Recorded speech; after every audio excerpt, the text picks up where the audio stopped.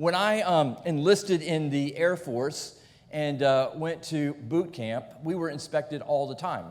And we had just arrived and had been there very, very shortly, and we were given this special instruction. We were given a chain, and with that chain came a key.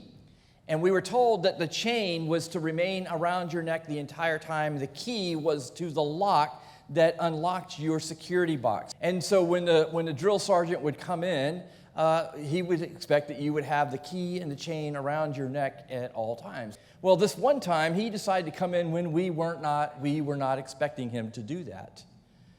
And so you can imagine, all of a sudden, you hear drill sergeant on deck, and we began to scurry. And we got online, and we're standing there, and we're all getting ready for bed. And out of the corner of my eye, I see another recruit, a recruit who's about 5'2.5". And around his neck was a chain. And connected to the chain was a key. And connected to the key was a lock. And connected to the lock was what? His security drawer.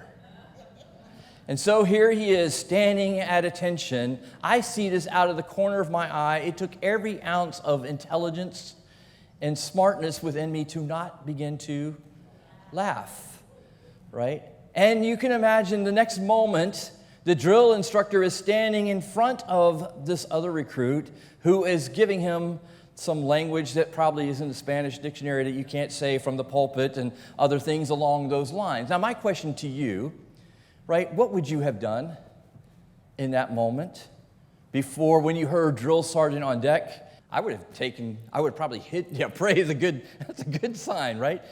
I probably would have hid my thing. The reason that he was standing there is because the key was stuck in the lock. Now, obviously this is not the same thing, it's not the main, right?